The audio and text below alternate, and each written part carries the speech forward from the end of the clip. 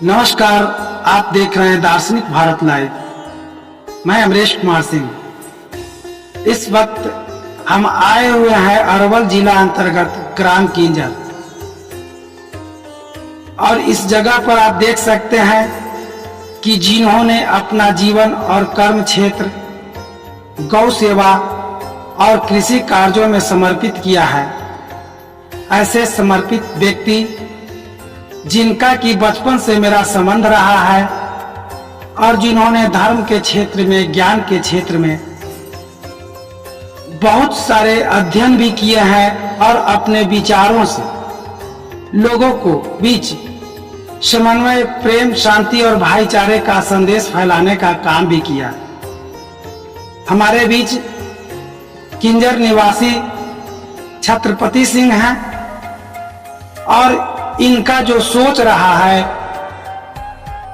विश्व मानवता और कल्याण के प्रति, इस संबंध में हम इनसे बात करने का प्रयास करते हैं। सर्वप्रथम हम आपको जय श्री सच्चिदानंद।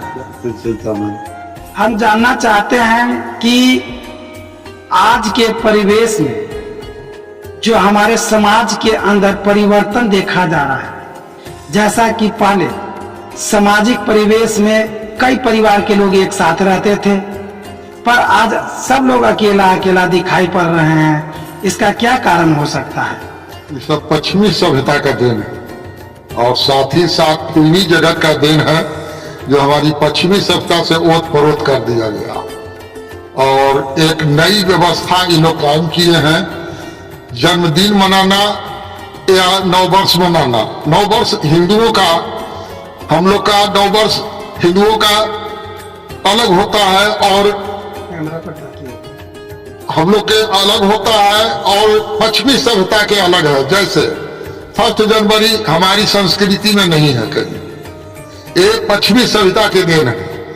जैसे अगर कोई जन्मदिन मनाते हैं तो वहां पर जो कैंडल जलाते हैं तो कैंडल के स्वतः बुता देंगे और उस पर हैप्पी न्यू ईयर करना शुरू कर देंगे, बर्थडे शुरू कर देंगे।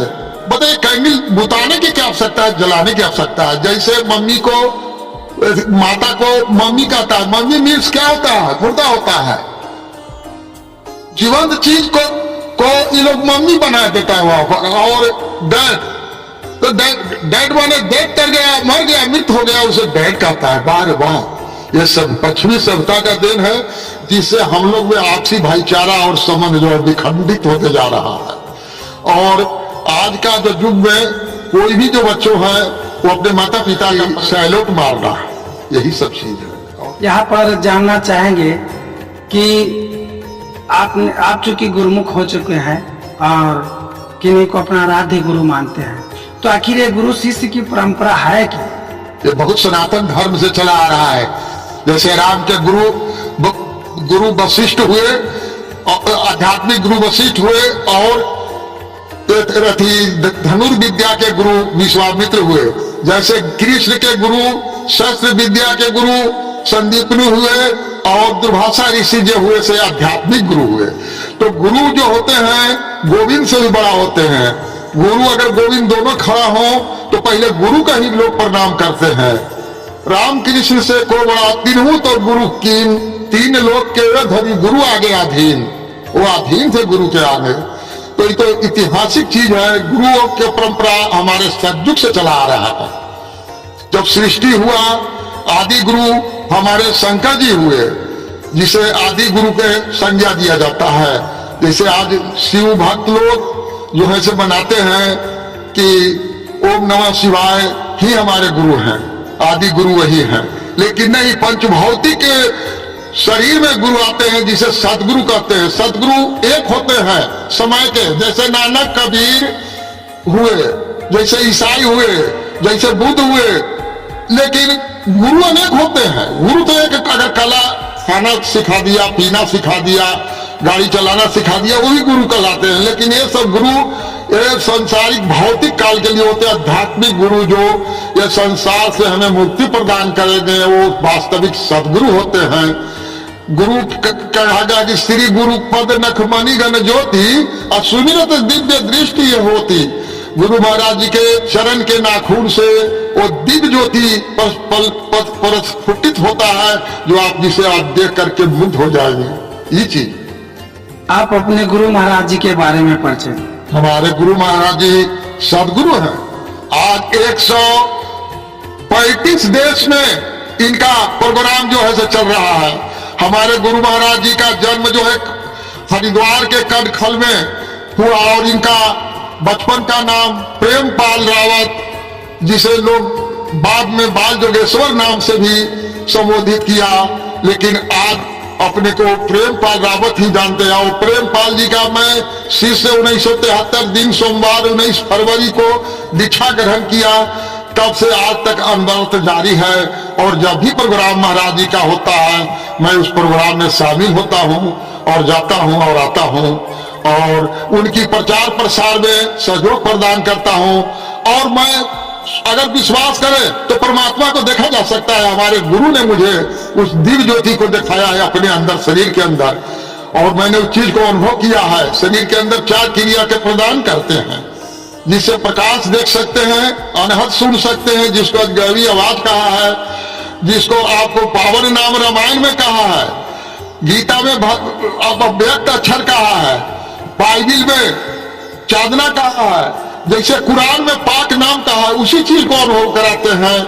और खेचरी मुद्रा है जो मीराबाई ने कही थी कि हमारे गुरु ने दिन ही अमृत नाम जड़ी, सोई जड़ी मोहे प्यारी लागे, अमृत रस से भरी। यदि जारे से जरे नहीं, काटे से कटे नहीं, निज दिन रहत हरी।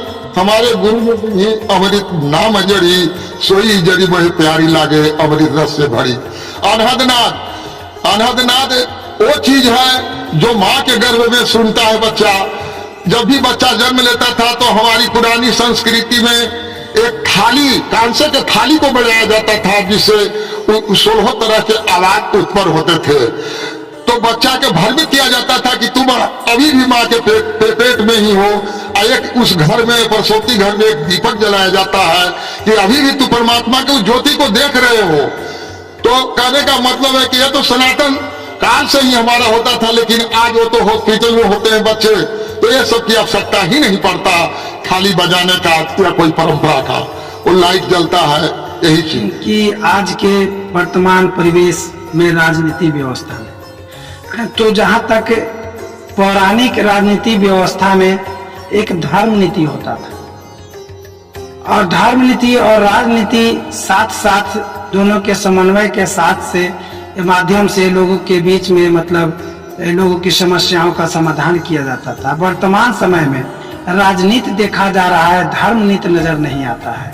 देखिए, पहले तो बात है कि हमारे शिक्षा संस्कार में ऋषियों महर्षियों ने आध्यात्मिक शिक्षा देते थे।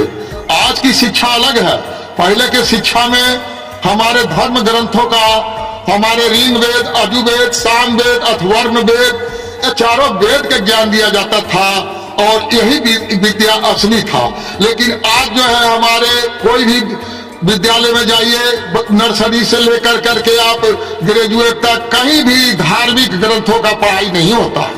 ये पश्चिमी सभ्यता ला करके जो अंग्रेज जो आया और हमारे यहाँ अपना संविधान जो लागू किया, लेकिन आज भी संविधान में अगर चाहेंगे मोदी जी के संशोधन करके 400 से अगर ऊपर इनका अगर मेंबर हो जाते हैं पार्लियामेंट में, तो उसमें संशोधन करके अब पुनः शिक्षा का प्रसार गीता और रामायण का आपको स्कूलों में करवाया जा सकता है। लेकिन ऐसे संभव तो है नहीं जब तक 404 चाहिए। अगर इतना अगर संख्या, तब तो मोदी जी कहते हैं कि 404, अगली बार 400 पार।